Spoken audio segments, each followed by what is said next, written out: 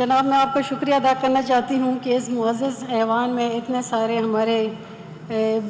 جو ممبران بیٹھے ہیں اس میں خواتین کی تعداد بہت کم ہے، تو کم از کم ہم خواتین کو ذرا ٹائم اگر ایک دو ممبر کے بعد مل جایا کرے تو مہربانی ہوگی۔ یہاں پر کافی تقریریں ہوئی، میں کوئی لمبی چوڑی تقریر نہیں کرنا چاہتی، ایک دو گزارشات ہیں۔ یہ اجلاس جو اداروں کے خلاف جو آپ باتیں کر رہے ہیں 10 ستمبر سے لے کر آج جو ہے تو 30 ستمبر ہے،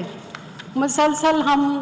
باتیں سن رہے ہیں اداروں کے خلاف، فیڈرل گورنمنٹ کے خلاف، اور یہاں پر کچھ ممبران تو اپنے تقاریر میں اتنے آگے بڑھ جاتے ہیں کہ اپنے کے پی کی گورنمنٹ کے خلاف بہت کچھ کہہ جاتے ہیں۔ ان کو یہ پتہ نہیں چلتا کہ یہ گورنمنٹ کون چلا رہا ہے، یہ ان کی رسپانسبلٹی ہے۔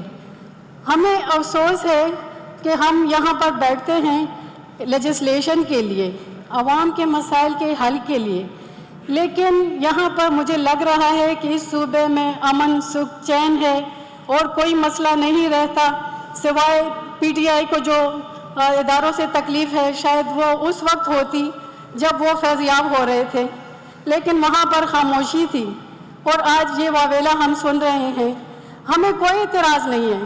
آپ روزانہ کی بنیاد پہ تقریریں کریں،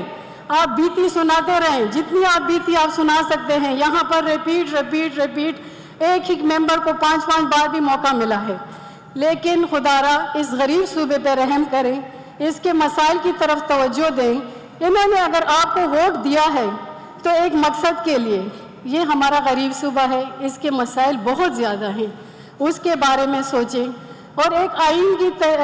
دائرہ کار میں رہتے ہوئے آپ اپنا پروٹیسٹ بھی کریں، احتجاج بھی کریں۔ ہم چاہتے ہیں کہ ہر سیاسی پارٹی کو احتجاج کا حق حاصل ہے،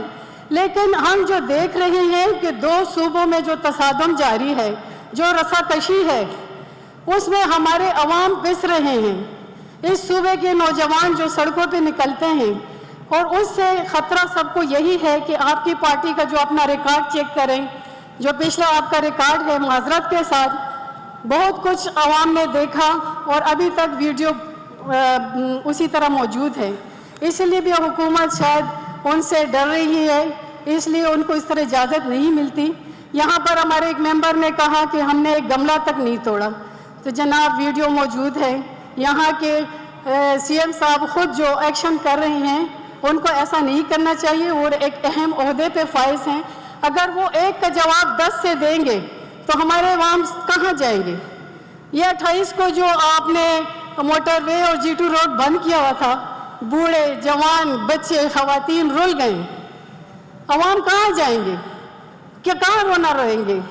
اگر روزانہ کی بنیاد پر آپ کال دیں گے، یہاں پر منسٹر حضرات کیا ڈیوٹی دیں گے؟ کیا اپنے ڈپارٹمنٹ کو سنبھالیں گے جو روزانہ وہ اپنے لیے ٹرانسپورٹ کا بھی بندوبست کریں گے؟ اس صوبے پہ خدارا رحم کریں، اپنے ورکر پہ رحم کریں، ان ورکروں کو ضائع نہ کریں، اس طرح رولنے نہ دیں۔ میری یہ گزارشات ہے جناب اسپیکر صاحب کہ یہ جو اجلاس بلایا گیا ہے یہ ریکوزیشن پہ بلایا گیا ہے، اور اس کا خواہ ایک ایجنڈا بھی ہوگا، لیکن اس ایجنڈے کو بالائے طاق رکھ کے روزانہ کی بنیاد پر ہم جو ڈسکشن سنتے ہیں بہت صبر سے سنتے ہیں، آپ بھی دیکھتے ہیں کہ ہم یہاں بیٹھ کے سنتے ہیں، لیکن اس ایجنڈے کو پلیز آپ لیں اور اس کارروائی کو آپ جاری رکھیں۔ ہمیں کوئی اعتراض نہیں، ہم سننے کے لیے بیٹھے ہیں، لیکن پہلے اسمبلی بزنس لیں، بعد میں ہم یہاں پر دیکھیں مغرب کی اذان کے بعد بھی بیٹھیں،